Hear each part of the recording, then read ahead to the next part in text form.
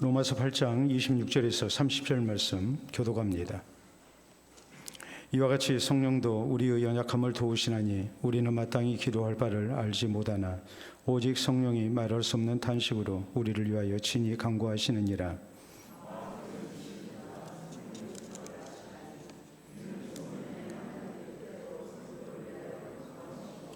우리가 알거니와 하나님을 사랑하는 자, 곧 그의 뜻대로 부르심을 입은 자들에게는 모든 것이 합력하여 선을 이루느니라.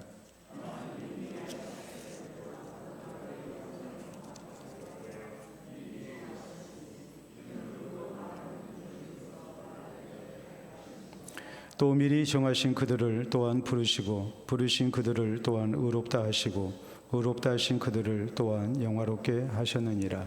아멘.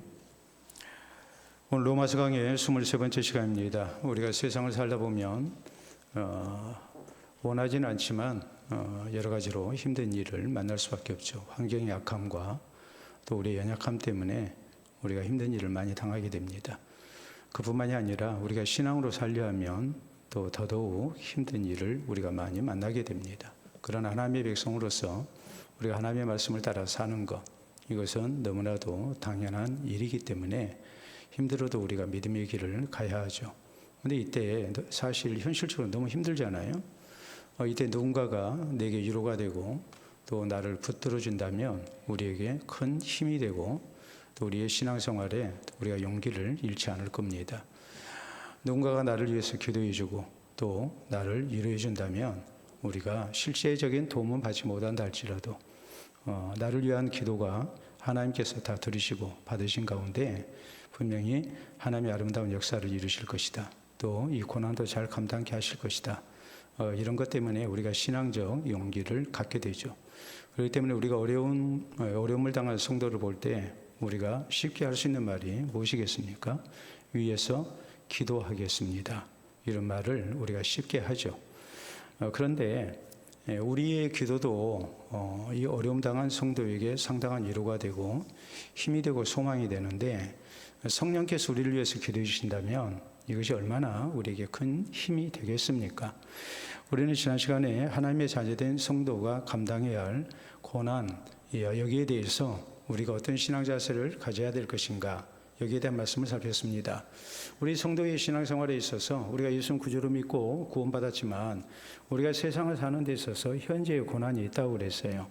이건 과거의 고난으로 고난이 끝나는 것도 아니고 또 미래의 고난을 우리가 기다리면서 오늘 평안하게 사는 것도 아니에요. 신앙으로 살고자 하는 성도에게는 항상 매 순간마다 현재의 고난이 있기 마련이에요.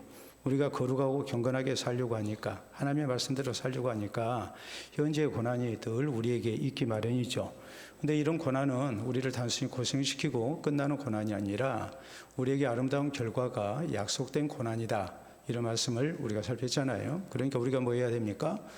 신앙으로 살다 우리가 고난을 만날 때에 우리가 쉽게 낙심하고 또 신앙을 포기하고 해서는 안 된다고 우리가 말씀을 살폈습니다. 아름다운 미래가, 결과가 우리에게 약속되어 있기 때문에 우리 성도는 이 고난 속에서도 소망을 가지고 우리가 인내하며 또 하나님의 구원의 날을 기다리는 그런 신앙의 자세를 가져야 된다. 이것이 우리가 지난 시간에 살폈던 말씀의 내용이었습니다. 오늘 성경 말씀은 그런데 우리가 실제적으로 연약함이 너무 큽니다. 우리가 만난 고난은 너무나 큰 무거운 일이고 또 우리 자신의 준비는 너무나도 부족하다 이 말이에요. 나라는 사람이 이 고난을 감당한다는 것은 절대 쉬운 일이 아니에요.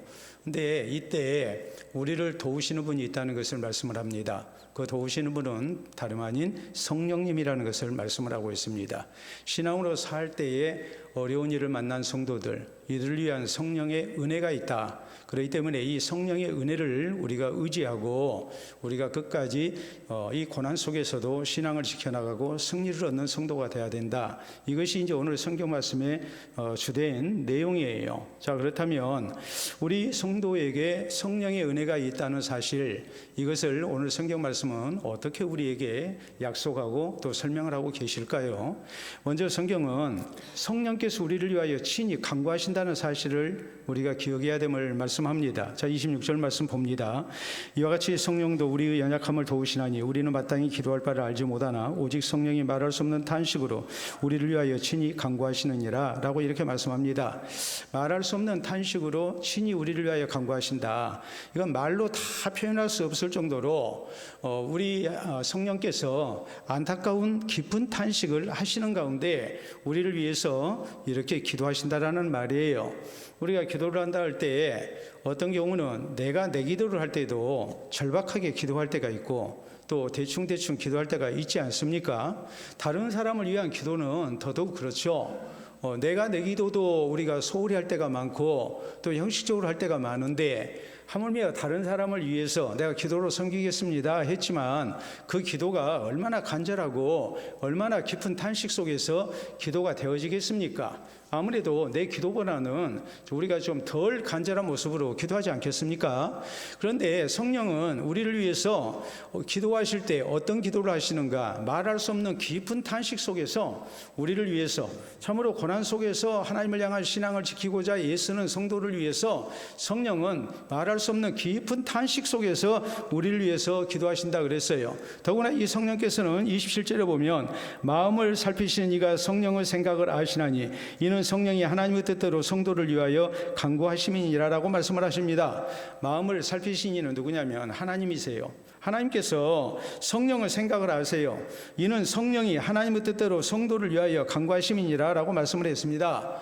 자, 우리가 다른 사람을 위해서 기도할 때 우리가 정말 진실된 기도, 간절한 기도, 그리고 또 그 사람의 모든 형편을 알고서 우리가 기도한다는 것은 쉽지가 않죠. 근데 성령이 우리를 위해서 기도하실 때 참으로 우리 성도들이 신앙으로 살면서 고난 속에서 이 현재의 고난을 잘 감당하면서 하나님의 은혜를 기다리고 있는 그 모습을 성령께서 안타까워하시면서 우리를 위해서 기도하신단 말이에요. 근데 하나님께서 우리 마음을 살피시는 하나님께서 성령의 깊은 생각을 다 아세요. 무엇을 기도하고 있는지, 우리를 위해서 성령께서 구하시는 것이 무엇인지 이것을 다 알고 계세요.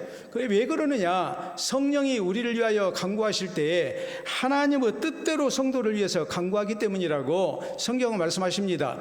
성령이 우리를 위해서 하시는 기도는 조금도 틀림이 없다 이 말이에요. 우리가 다른 사람을 위해서 기도한다고 했을 때 그에 대한 어려운 사정에 대한 어느 일정한 부분의 정보를 가지고서 우리가 기도를 합니다. 그러나 그 기도가 정확하지 않을 때가 많죠. 정말 그에게 필요한 기도가 무엇인가 우리가 다 알 수가 없잖아요. 그런데 성령은 그리하지 아니해요. 우리에게 진정으로 필요한 것이 무엇인가, 지금 이 상황 속에서 하나님의 뜻이 무엇인가, 이것을 정확하게 아시고 마음을 살피시는 하나님 앞에서 정확한 기도를 나를 위해서 하고 계신단 말이에요.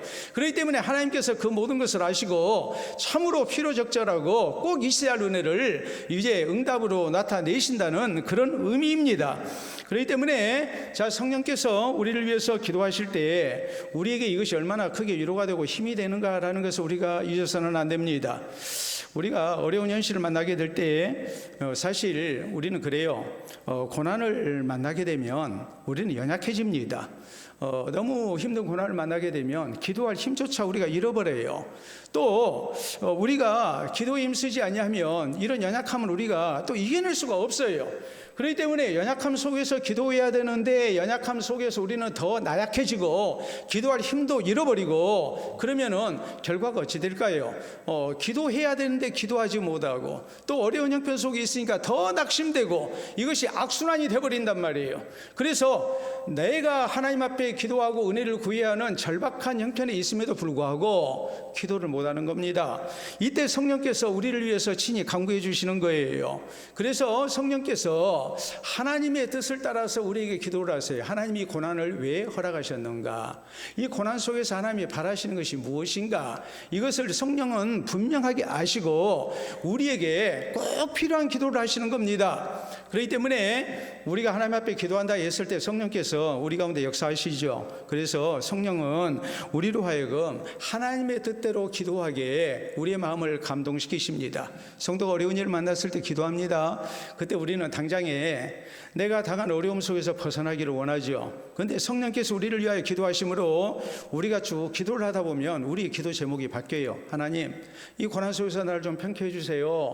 이렇게 기도했던 사람이 하나님, 내가 이 어려운 고난 속에서 예수 그리스도의 십자가의 고통을 내가 기억하게 하시고 그리스도의 고난에 동참하는 것으로 기뻐하게 하시고 또 내가 어떤 경우에도 내가 주를 향한 신앙을 버리지 않도록 내 심령을 강하게 해 주옵소서. 이런 식으로 하나님이 바꿔주신단 말이에요. 성령이 바꿔주신단 말이에요. 뿐만 아니라 우리의 기도 대신에 성령의 기도가 응답되게 하셔요. 여러분, 내가 나를 위해서 드리는 기도가 가장 정확하겠습니까? 가장 좋은 기도겠습니까? 아니면 성령이 나를 위해서 하시는 기도가 가장 정확하고 좋은 기도겠습니까?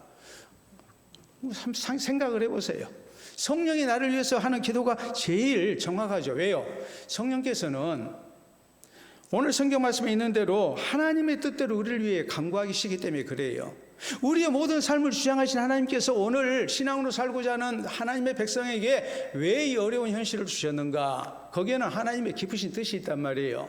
근데 우리는 그걸 모르고 단순히 그 고난만 벗어나게 해달라고 기도해요. 근데 성령은 하나님의 그 모든 뜻을 아시고 우리를 위해서 꼭 필요한 기도를 해주신단 말이에요. 그러니까 성령께서 고난당한 성도를 위해서 기도하신다는 것은 그래서 참으로 귀한 거예요. 여러분, 우리가 성경에 보면 그렇잖아요. 야고보와 요한이 주의 날에 임하실 때 자기 어머니를 앞세워서 하나는 주의 우편에 하나는 주의 좌편에 그랬어요. 예수께서 말씀하시기를 너희가 내가 마시는 잔을 마실 수 있겠느냐? 마실 수 있습니다. 그러니까 너희가 마신다 할지라도 좌우편에 서는 것은 하나님께서 하신 일이다. 우리 주님께서 그렇게 말씀을 하십니다. 자, 그런데 그 후에 되어진 일을 보면 야고보는 12 제자 가운데 최초의 순교자가 됩니다. 고난의 잔을 마셨어요. 동생 요한은 마지막까지 장수하면서 그는 유일하게 순교를 당하지 아니했습니다. 그러나 요한은 90세가 넘도록 장수하면서 참 많은 고난을 겪은 그런 이제 사도로서 또 쓰임을 받는단 말이에요. 그래서 요한을 뭐라고 얘기하느냐? 야고보는 최초의 순교자라는 그런 이제 별명을 붙이지만 요한에 대해서는 살아있는 순교자라는 말을 씁니다. 이것은 그 무엇을 의미하는가 했을 때에 그건 다른 게 아니고 하나님의 뜻을 우리는 다 모르고 하나님 앞에 간구를 하는 거예요. 근데 우리 성령께서 이런 모든 우리의 기도를 받아서 하나님 앞에 정확한 기도를 드리시는 거예요. 그래서 하나님의 뜻대로 쓰임받도록 하나님이 역사하시는 거란 말이에요. 자, 요한복음 11장에 보면 이런 사건이 나오죠. 주께서 사랑하시는 자 나사로가 병들었습니다. 치료를 해봤겠죠. 그런데 낫지를 아니하니까 그 누이들이 급히 예수님께 사람을 보냈습니다. 예수님 멀리 계신 것도 아니고 가까이 계십니다. 사람을 보내서 우리 오라비가 병들었습니다. 주님 빨리 오세요. 그렇게 말하지 않았습니다. 성경에 보면 주께서 사랑하시는 자가 병들었나이다 그랬어요. 주님과 우리는 특별한 관계잖아요. 그러니까 다른 사람 돌보시는 것도 주님께 필요하지만 우선순위로 우리 오라비를 위해서 빨리 와주셔야 되겠습니다. 이런 뜻이에요. 그런데 우리 주님께서 일부러 늦게 가십니다. 죽기를 기다렸다가 죽은 지 나흘이 됐을 때 비로소 우리 주님은 이제 나사로가 잠들었다, 죽었다는 말이에요. 내가 깨우러 가노라. 그리고 예수님은 나사로에게 찾아가셨거든요. 그리고 죽은 나사로를 다시 살려내셨습니다. 자, 그러면 여기서 중요한 사실이 드러나죠. 사람의 간구는 뭐였어요? 병든 오라비를 살려달라는 거였어요. 근데 또 빨리 오시라는 거였어요. 근데 우리 예수님은 일부러 늦게 오셨고 또 우리 예수님은 죽기를 기다렸다가 살려내셨어요. 그 의도하신 바가 있지 않겠습니까? 사람이 구하는 것과 하나님의 뜻은 분명히 차이가 있단 말이에요. 우리 예수님은 병든 나사로를 낫게 하기보다는 얼마 후에 있게 될 자신의 십자가의 죽음과 부활을 사람들로 하여금, 제자들로 하여금 믿게 하기 위해서 우리 주님께서는 일부러 나사로를 죽기를 기다렸다가 죽은 나사로를 살려내신 겁니다. 그래서 십자가 죽음 다음에 부활이 있음을 믿게 하신 거예요. 이건 하나님의 뜻이에요. 사람의 뜻과 하나님의 뜻이 일치하면 좋겠는데 대부분의 경우는 일치하지 않죠. 그럴 때 이 모든 것에 이 나사로의 가정을 위해서 누가 기도하고 계시는가? 성령께서 기도하고 계신다는 그런 의미예요. 여러분, 내 자식을 사랑하지만 어린아이가 엄마가 과도를 가지고 과일을 깎고 있다고 합시다. 아이가 자기에게 과도를 내놓으라고 합니다. 나도 하겠다고 그럽니다. 칼 가지고 놀겠다고 그럽니다. 그럼 주겠습니까? 줄 수가 없죠. 다른 것을 손에 쥐어주겠죠. 아이가 떼쓰고 운다고 해서 칼 내주겠습니까? 그럴 수가 없는 것이죠. 어린아이와 같은 우리가 어떤 상황 속에서, 고난 속에서 하나님 앞에 기도하는 것과 하나님의 뜻을 아시는 성령께서 우리를 위해서 기도하시는 것은 그런 큰 차이가 있단 말이에요. 그리고 마음을 살피시는 하나님께서 누구의 기도에 응답하시는가? 성령의 기도에 응답하셔서 고난 속에서 우리에게 가장 선한 길을 여시는 응답을 나타내시는 거예요. 이것은 내 기도에 응답하신 게 아니라 누구의 기도에 응답하신 겁니까? 성령의 기도에 하나님께서 응답하신 결과라는 사실이에요. 자, 우리가 좀 한자를 좀 보도록 하겠습니다. 여러분, 한자를 보시게 되면 저게 무슨 자일까요? 네? 수작입니다. 따를 숫자에 그 다음에 이제 술불 작자예요. 저게 지금 수작이라는 말이거든요. 자, 수작. 주막에 이제 나그네가 이제 들어와가지고 주모하고 수작을 하려고 하는 겁니다. 서로 술잔을 주고받으려고 하는 거예요. 술잔을 주고받는 게 뭐냐면 수작이에요. 그러니까 주모가 지금 모르는 나그네가 자기에게 수작을 하자고 하니까 뭐라고 얘기하겠습니까? 개수작 마시오! 그런단 말이에요. 그 개수작이 그 말이에요. 자, 다음 우리가 한자 또 보도록 하겠습니다. 저것은 짐작이에요. 짐작은 뭐냐 했을 때에 다른 게 아니고 주저할 짐자, 머뭇거릴 짐자거든요. 미리 어림잡는 거예요. 다시 말하자면 술병의 술을 정확하게 알 수가 없어요. 투명하지 아니하니까. 그러니까 술의 양을 가늠하기가 쉽지 아니하니까 이걸 어림잡아가지고 술을 따르는 거, 이것을 짐작이라고 그래요. 우리가 어떤 일에 대해서 짐작했다. 지금 술 따르는 작자를 쓰고 있어요. 술불 작자를 쓰고 있어요. 우리가 흔히 쓰는 짐작이라는 단어입니다. 용어예요. 자, 다음 우리가 또 보시게 되면 저건 작정이에요. 저 작자가 무슨 작자라고 그랬어요? 술 따를 작자라고 그랬죠. 정할 정자예요. 물론 작자가 만들 작자를 써서 또 정할 정자를 써서 작정이라는 용어가 있습니다. 단어가 있어요. 우리가 뭐 하기로 작정했다. 그럴 때는 만들 작자를 써서 정할 정자를 써서 작정이라고 그래요. 적작정은 달라요. 적작정은 어떤 작정이냐 했을 때에 따르는 술의 양을 정한다는 말이에요. 그러니까 상대방을 보고서 저 사람이 이 정도 술을 먹으면 되겠다. 그것을 보고서 저 사람은 술이 강한 사람이니까 뭐 가득 채워도 되겠다. 아니, 저 사람은 술에 약한 사람이니까 조금만 채워야 되겠다. 이것을 잘 헤아려 가지고 알맞게 결정하는 것을 뭐라고 얘기하느냐? 작정이라고 그래요. 작정이 있으면 뭐가 있겠습니까? 또 이게 있겠죠. 자, 보세요. 작정이 있으면 그 다음에 무작정이 있습니다. 무작정은 상대방의 입장을 고려하지 않고 그냥 부어라 해가지고 그냥 마셔라 한단 말이에요. 참 곤란하죠. 그런 경우는 상대방에 대한 예의가 없는 것이고 상대방에 대한 배려가 전혀 없는 것이죠. 저게 무작정이에요. 다음에 있는 용어를 보면 저건 참작입니다. 참자라는 것은 참이야 참자거든요. 술을 따르는 데 있어서 같이 참여를 하는 거예요. 저게 참작이에요. 다시 말하자면 상대방의 주량과 형편을 헤아려서 알맞게 따라주는 것, 이게 이제 참작이라는 말이거든요. 작정이라는 말과 좀 비슷해요. 근데 자, 여기서부터 이제 잘 보셔야 됩니다. 자, 다음 우리가 보시게 되면 정상참작입니다. 뜻정자에 형상상자예요. 그 사람이 처해 있는 형편을 잘 헤아려 가지고 그에게 있어서 곤란하지 않도록 이렇게 배려해서 정해주는 거예요. 이것이 재판 때 사용되면 어떤 용어가 되느냐? 판사가 피고인의 여러 가지 사정을 고려해서 형량을 정하는 것을 정상참작이라고 말을 합니다. 정상참작이 있는가 하면 또 이런 단어가 있어요. 자, 다음 보시게 되면 장량감경이라는 말이 있어요.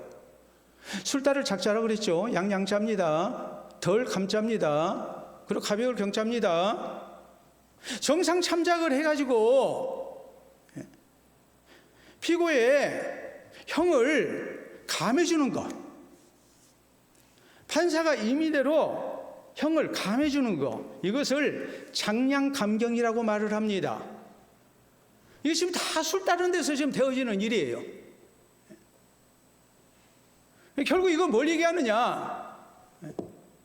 법을 전공한 판사가 피고의 여러 가지 형편을 살펴가지고 그에게 최대한 배려를 해서 그에게 적당한 형량을 내린다. 어떤 경우는 판사의 권한으로 그 죄수의 형량을 깎아준다. 지금 이런 의미거든요. 정상참작이랄지 장량감경이라는 말은 다 지금 그런 의미란 말이에요.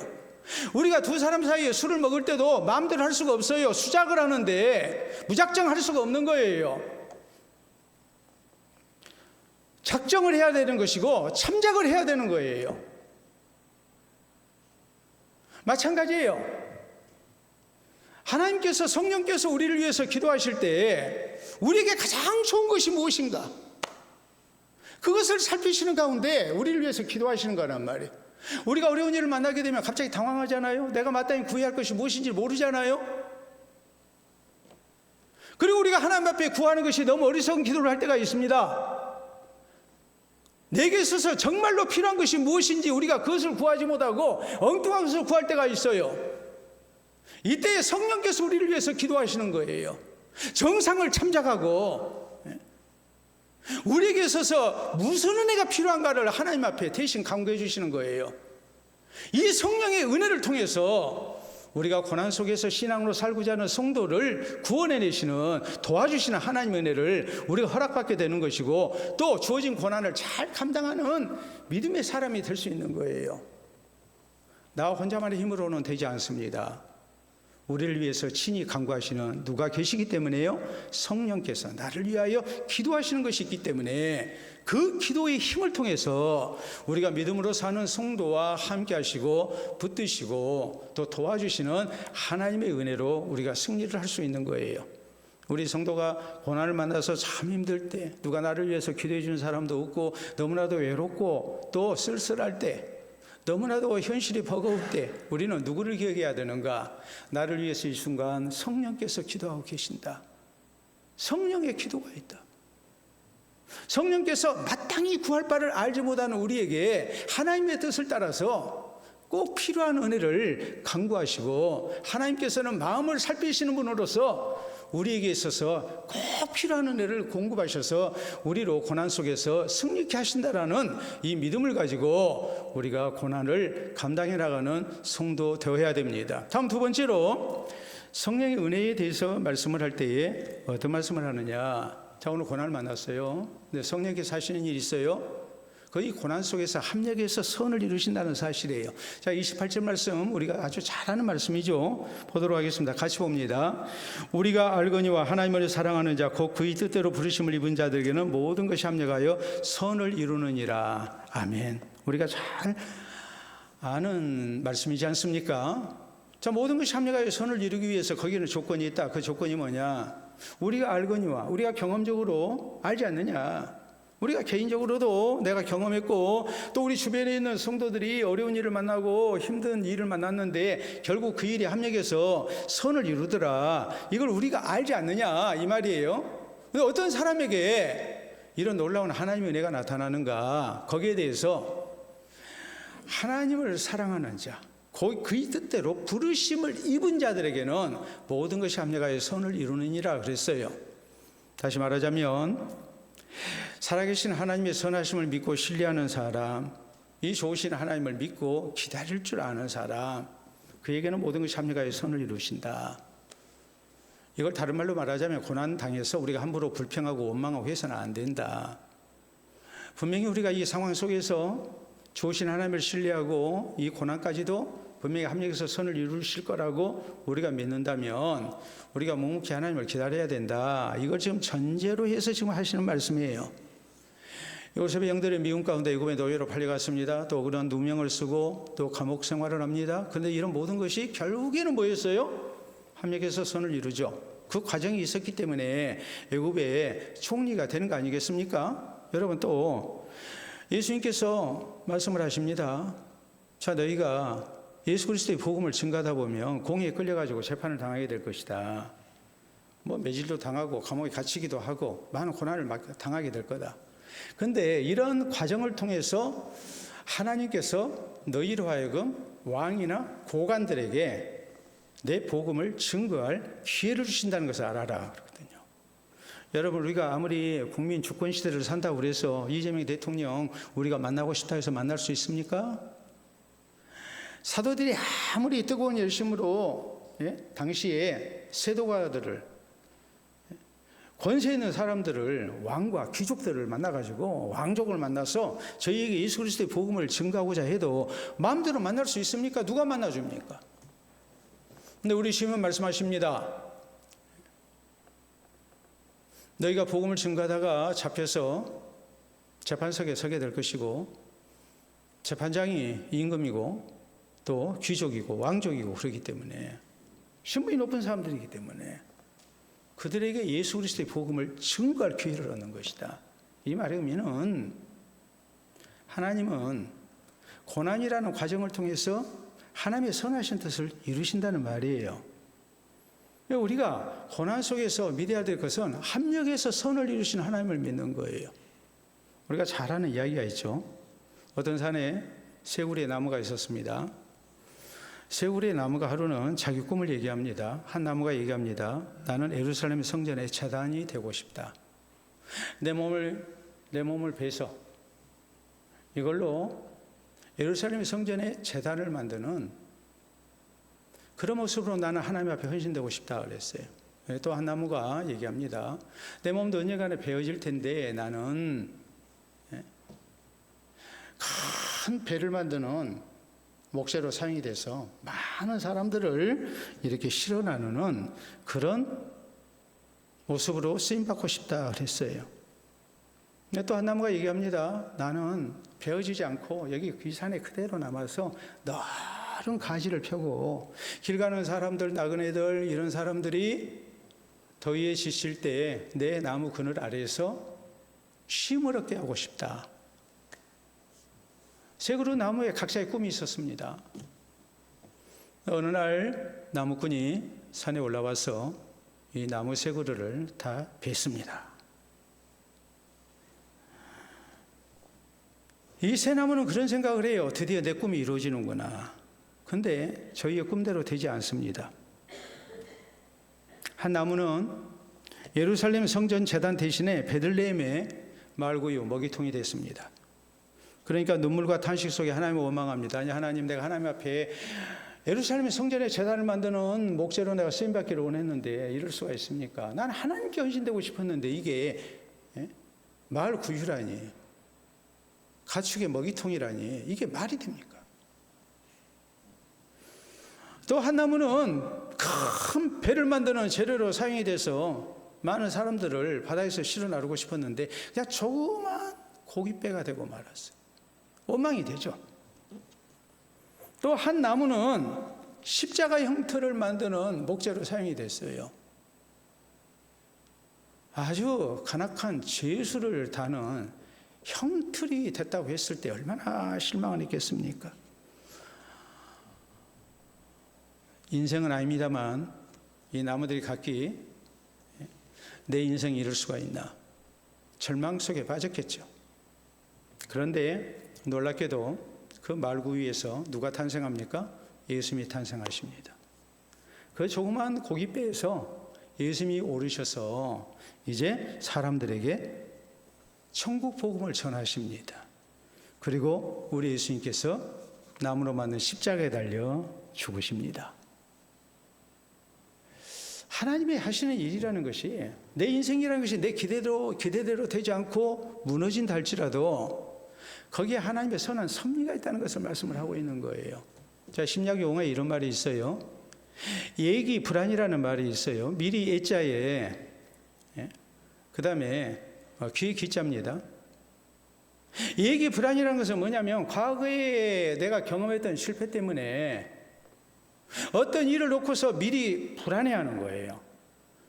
내가 한번 시험에 실패했어요. 시험을 보려는데 그냥 막 배에서 그냥 난리가 나가지고, 뭐 그런 경우 있잖아요. 과민성 대장염 걸려가지고 그냥 도대체가 그냥 시험을 제대로 치르지 못해서 망쳐버렸어요. 그러면 이 학생이 다음에 시험을 치를 날에 다가오게 되면 뱃속이 좀 꾸물거린다 싶으면 이번에도 실패하나? 하는 그런 불안감이 닥쳐오게 돼요. 이게 예기 불안이에요. 제일 안 좋은 상황을 예상해가지고 미리 불안해하는 거예요. 근데 우리 그리스도는 어떻게 되느냐? 우리가 어떤 상황 속에 어떤 고난을, 우리가 어떤 문제를 만났다 할지라도 우리는 이 모든 것이 합력하여 선을 이루심을 믿습니다. 예기 불안이 아니라 예기 안심이고 예기 안정이에요. 당장 내 뜻대로 안 돼도 하나님은, 내가 하나님을 사랑하고 신뢰하고 하나님께 내 모든 문제를 맡기면 성령의 기도하심 속에서 하나님이 가장 선한 결과를 주신다. 이것조차도 분명히 하나님의 선을 이루시는 길이 될 것이다. 믿고서 모든 것을 맡기는 겁니다. 그리고 예기 불안이 아니라 예기 안심이 되는 거예요. 예기 안정이 되는 거예요. 신앙 안에서 이게 가능한 일이에요. 내 경험적으로는, 세상 이치로는 내가 과거에 했던 실패가 트라우마가 돼가지고 불안합니다. 그 실패했던 일이 또 반복되지 아니할까? 이것이 불안합니다. 그러나 살아계신 하나님을 믿고 성령께서 나를 위해서 기도하심을 믿고 하나님께서 마음을 살피시는 가운데 하나님의 뜻대로 성령께서 기도하실 때, 그리고 이 하나님의 은혜를 믿고 성령의 은혜를 믿고 하나님 앞에 모든 것을 맡기며 하나님을 변함없이 사랑하는 사람, 그리고 하나님의 은혜를 기다리는 사람, 그 사람이 예기 불안이 아니에요.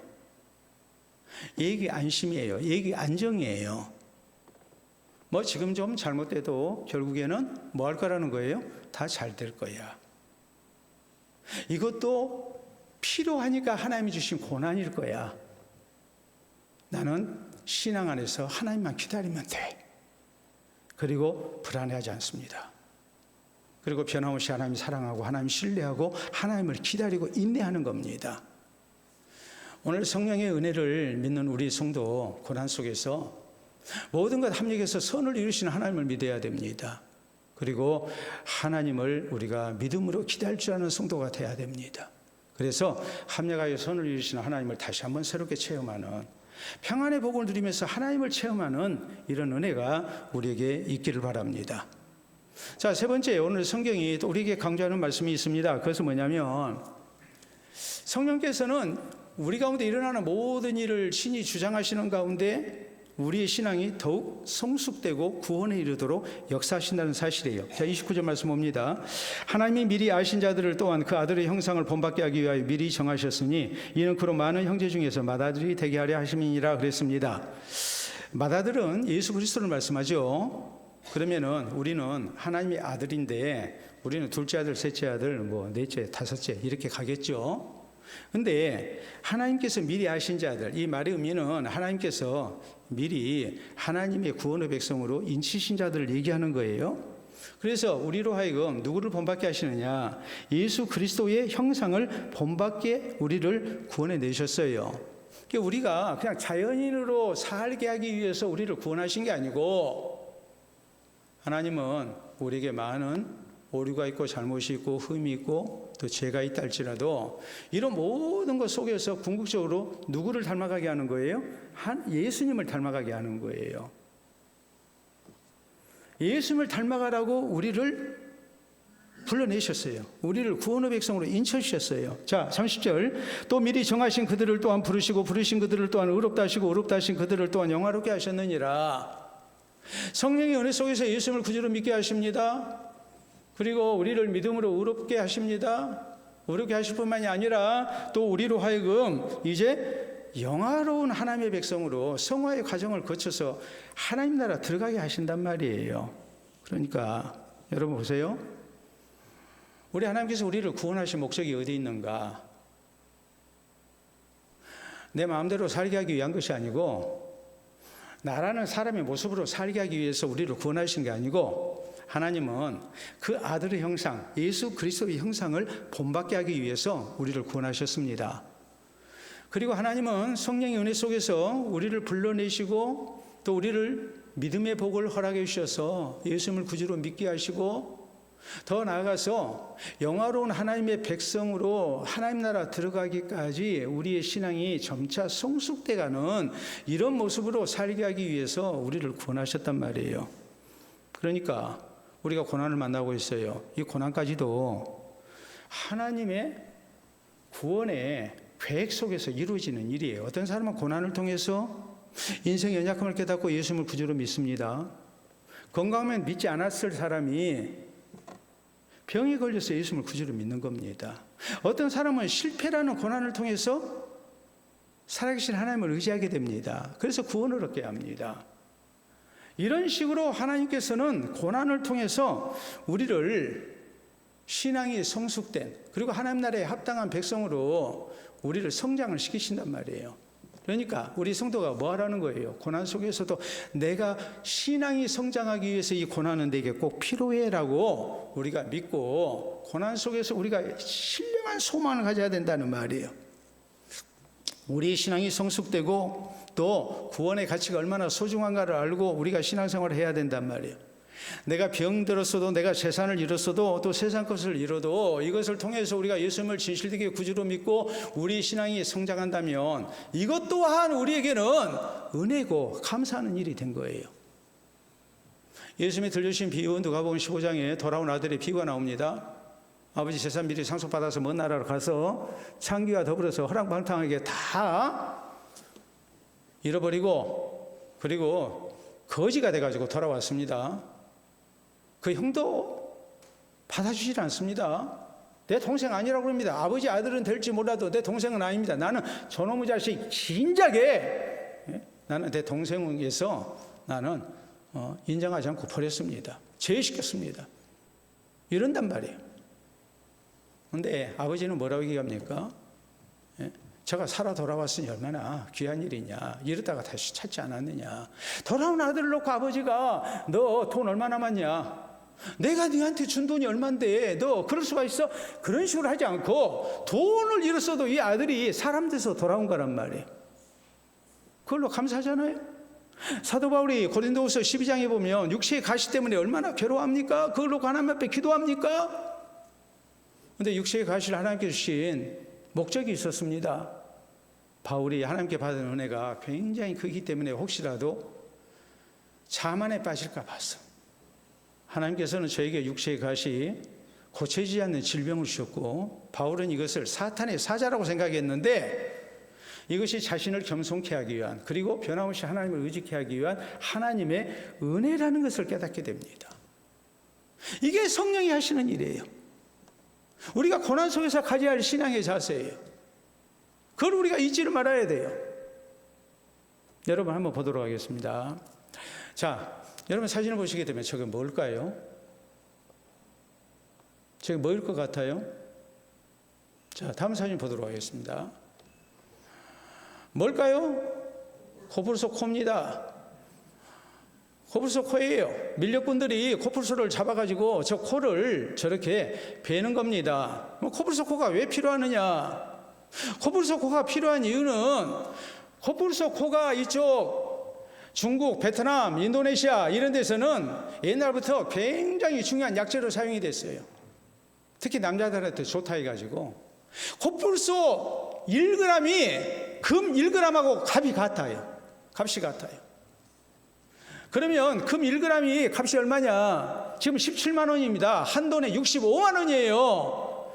근데 저 코뿔소 뿔 하나가 얼마가 나가느냐? 1kg가 나가요. 그러면은 얼른 계산을 할 때 이 돈이 얼마냐? 1억 7천만 원이에요. 저 뿔 하나에.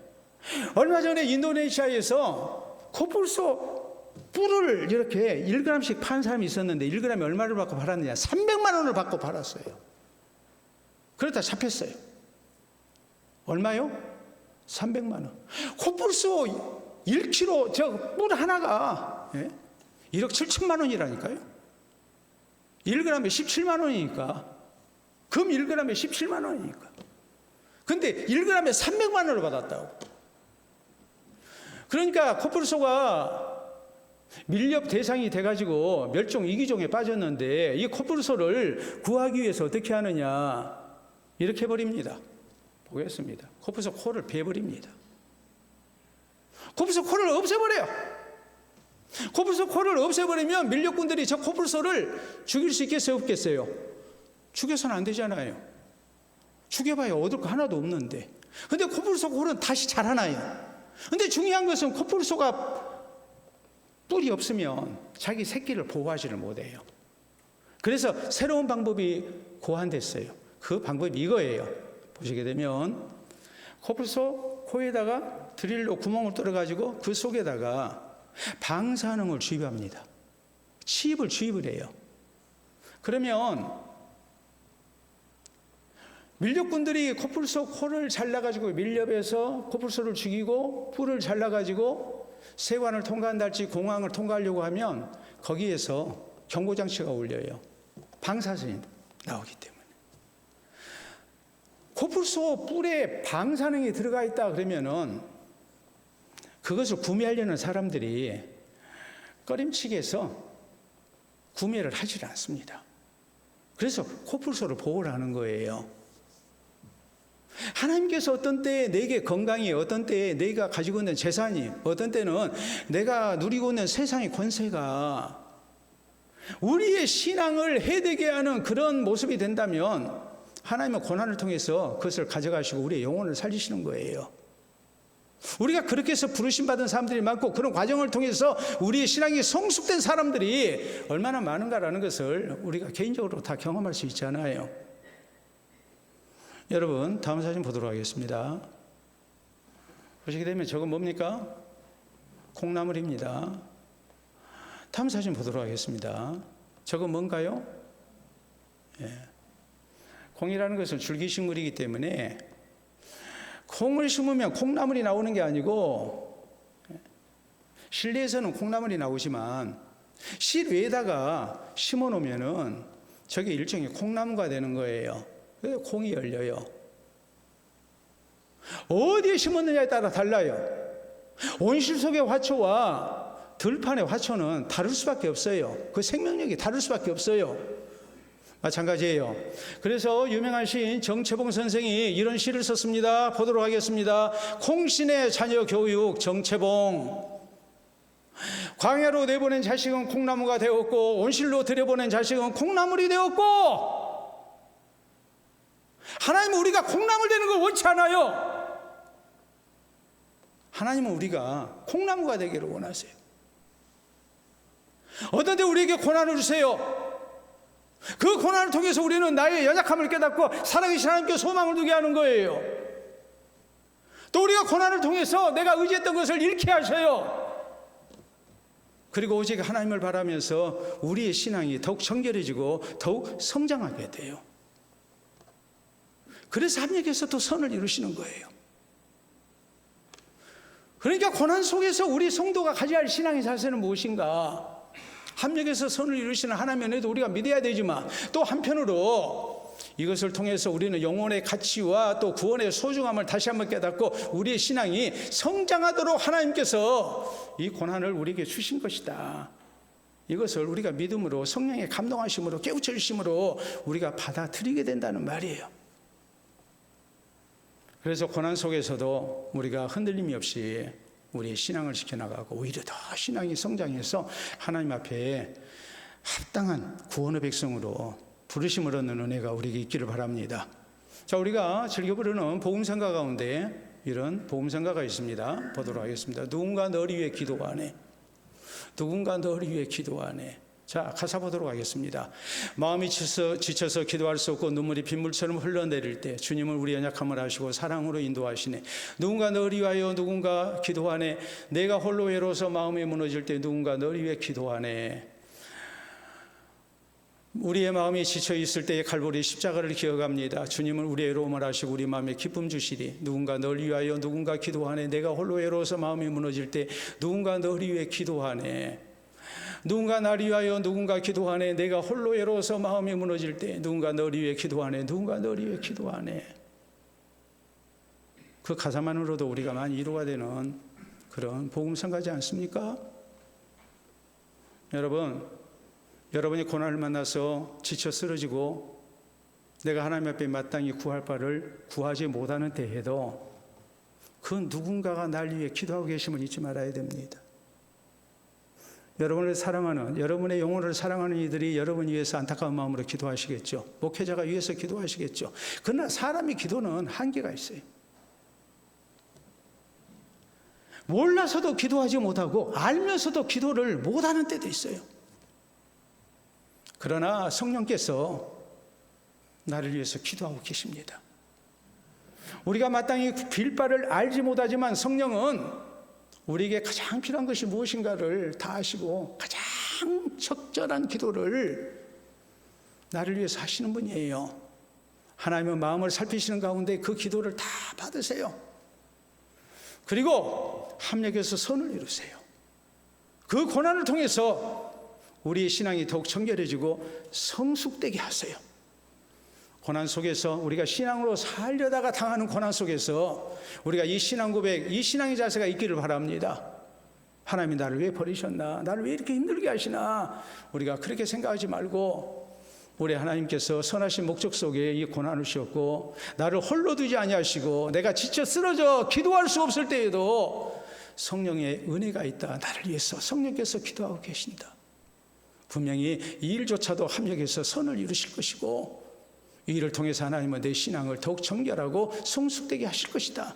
이렇게 믿고 좋으신 하나님을 신뢰하는 가운데 우리가 믿음의 자리에서 떠나지 아니하고 더욱더 인내하며 좋으신 하나님을 기다리는 가운데 살아계신 하나님의 은혜를 우리가 경험하고 성령의 은혜를 경험하고 우리가 승리의 찬송을 부를 수 있는 우리 모든 성도 되시기를 우리 모두가 다 하나님 앞에 사모하며 기도할 수 있기를 바랍니다. 우리 함께 기도합니다. 고난당한 나를 향하신 성령의 은혜를 믿어야 됩니다. 그리고 소망 가지고 인내하는 가운데 승리하는 성도가 되어야 됩니다. 고난 속에서 성령의 은혜 잊지 말고 신앙을 지키고 신앙이 더욱 성숙된 가운데 하나님의 구원에 이르는 내가 되게 해달라고 되겠노라고 하나님 앞에 기도합니다.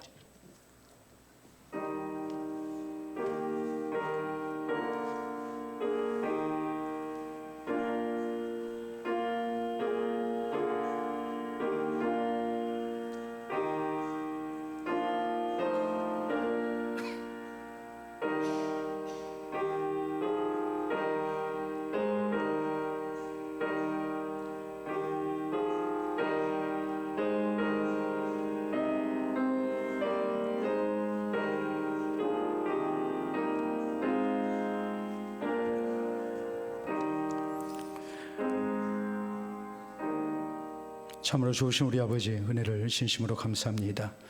우리를 구원의 백성으로 인치시고 우리로 하여금 예수 그리스도의 형상을 본받게 하시고자 우리 삶 가운데 친히 역사하시며 우리를 인도하고 계심을 믿고 감사를 드립니다.